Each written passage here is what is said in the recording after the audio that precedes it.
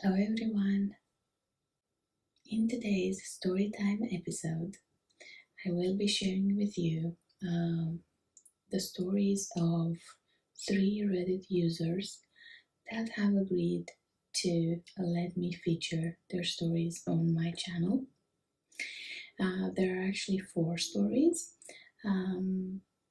but they come from 3 Redditors. So, without further ado, we shall begin with the first one, and just bear in mind that I will be reading these from their perspective. The first story: Dream about my deceased best friend. This very well might not be paranormal, but I choose to believe it is. 9 years ago, I lost my lifelong best friend to suicide. The years since have been difficult, but over time I've made peace with it and have been doing all right. During the first few years following his passing, I had several vivid dreams of him. While they could all very well have been a product of mourning, they always felt more meaningful. I was always left feeling connected and reassured by them. About 2 weeks ago, I realized that I haven't had a dream like this in many years. It made me sad, but it seemed to make sense. His passing is no longer the main focus of my life. Still, I wonder if he's still out there somewhere. A week goes by, and I don't give the dreams another thought. Then it happened. I dreamt he was back, as though he never left. I hugged him and told him how much I have missed him. He said it was great to see me too, but that he's soon going to have to go away again. I begged him not to go, because that meant he would never come back. He told me, "You know how to get a hold of me. Call me when you want to talk." "I can't just call you," I replied. "You won't be in this world anymore." He firmly replied, "Just call me. You can always call me. I will answer." And with that, I woke up, both heartbroken and oddly comforted. I felt like I finally got to visit with him again after all these years. Perhaps it was just a dream. To me, it felt like so much more. Now, it's a known fact that people that have passed away can still contact us in our dreams, and we can visit them in the astral plane if you are into astral projection. I really don't think this was just a dream. Sometimes dreams are just our subconscious unraveling. However, when messages this clear seem to show up in our dreams, it is more than just our subconscious. It is, as he said, just a call, a way of communicating. Okay, moving on to the next 2 stories that are from the same Reddit user. This story had the title The Bewitching Hour.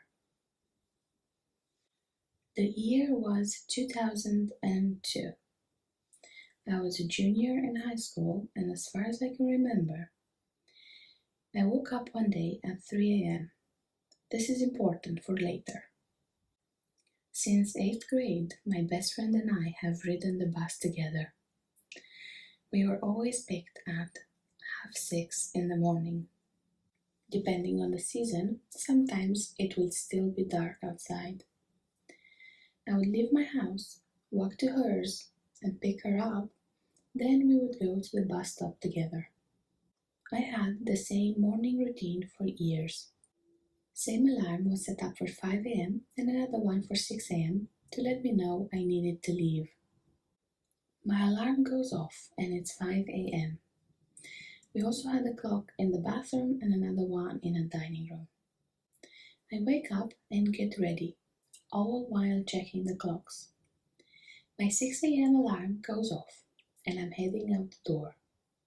We had a family friend staying the night on the couch. She sits up and says, "You're leaving? What time is it?" And we both look at the clock in the dining room.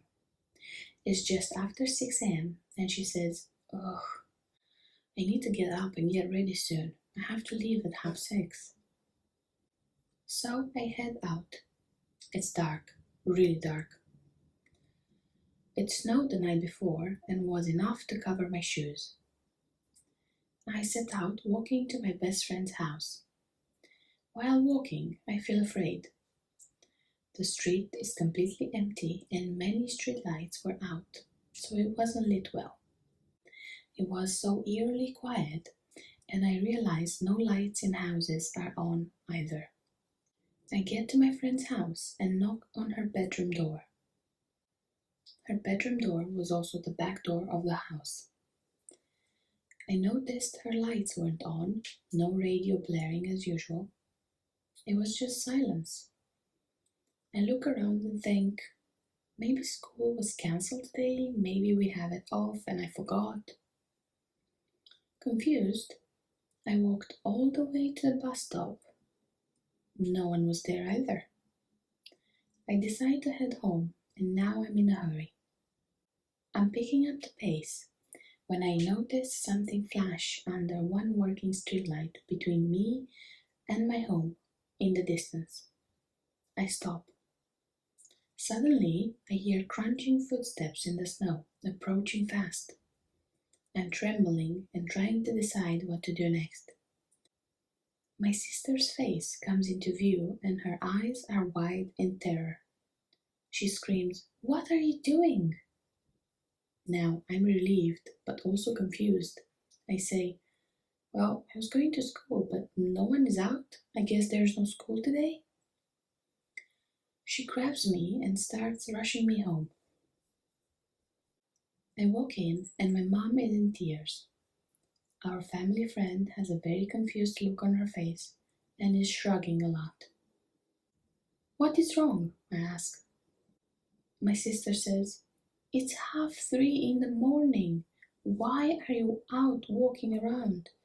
Mom heard you leave and thought you were running away." I was shocked. I told her it was after 6 and our family friend was also insisting the same thing. When she looked at the clock earlier, it was 6:03 a.m. She and I are looking at each other in disbelief. After my mom and sister calmed down, I explained what happened. Someone mentioned the bewitching hour, demons were brought into the discussion, and even electrical issues. Even if it hadn't been for our family friend, who was an adult, vouching for me at the time, they wouldn't have believed me. I still wake up at 3 a.m. A few other crazy incidents have happened since. A woman approached me once and said that there's a dark entity following me. It wants to hurt me. She said if I ever acknowledge it, it could really hurt me. When I wake up at 3 a.m., I keep busy until I fall asleep. I won't mess with spirit boards, and I am not curious about old trinkets. Maybe I'm still scared, or maybe I'm smart. I know better than to say, "Who's there?" like in a horror movie. That was the first story from this user. And now let's move on to the second one. The second one is called Premonition Paralysis. A year from my college graduation, my now husband and I were sharing a lower level house apartment. It was shaped in an L. Our bedroom window on the long inside and the back door to our unit on the short inside. meaning we could look from our giant picture window and see the back door a few feet away. One night while sleeping, I dreamed of a dark hooded figure walking up to our door, its back to us. It knocked 3 times and I didn't answer. I just laid in bed next to my love. But suddenly it jumped above the door and seemed to seep in through it. Then it came into my room on the ceiling. This figure floated above me and its face was terrifying. Long sharp teeth, a wide smile and dark eyes. I woke up, but I couldn't move. I was experiencing sleep paralysis. As it lowered itself closer and closer, I was fighting to twitch any body part. My partner woke up, and as soon as he touched me, I could move, and this figure was gone. I sat up, being freaked out. I told him about my dream. I described what this figure was wearing, how many times they knocked, etc. Suddenly, we saw a shadow pass our window. We jumped up and looked, and we could see the exact same figure I just described to him. Same clothing, same stature, everything. Suddenly we heard 3 knocks, and it just stood there facing the door, motionless. My husband looked at me wide-eyed. He wanted to go and see what they wanted. I flipped, and I was having an anxiety attack over it. We just stood in the window watching. Finally, it turned and we couldn't see a face at all. Just this hooded person slowly walking back out and away. I have no idea why someone would come knock like that in the middle of the night, especially why or how I could dream about it before it happened. To this day, it creeps me out and I start sweating anytime there is a knock at the front door. Third story. My brother Kenny and I were always close. He was a little over a year older than me. He and I were adopted as babies. Our mother had tuberculosis but died in a car crash. We were the only children she had. We are also of the northern Arapaho tribe. We were adopted by a white family and taken away from the reservation. We grew up not knowing about our culture and our language. Also, growing up in a white world away from the reservation, we always felt a bit lost. We never saw ourselves as different from everyone else, but sadly, everyone else saw us as different from them. We never really talked about it, but it was always there. I am happy to say that I am back with my people and I've learned my culture and I'm learning my language, hard as it may be. Despite being very close, me and my brother, we also fought a lot, maybe more than most brothers do. As we grew into adulthood, we had a few more fights, but it ended after we both joined the military. I was in the army and he was in the Marine Corps. I suppose being in uniform matured us and we became much closer. A friendship developed between us that I can't really explain. I suppose other siblings who will hear this will understand what I'm talking about. Desert Storm came along and the whole world was watching. Kenny was deployed to Kuwait and I was just waiting for my orders to go. I was in Germany at that time and he was in San Diego. He was a combat engineer. I was in field artillery but assigned to a headquarters battery working in brigade operations at that time.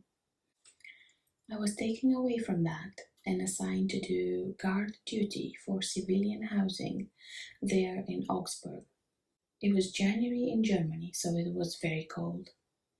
Standing for 12 hours at a time in the snow took a toll on me, and I ended up with trench foot and later on a condition known as cellulitis, a blood infection that was slowly killing me. Even still, my first sergeant came to visit me and handed me orders for the desert. I spent many weeks in the hospital. My doctor's name, ironically, was Major Burton.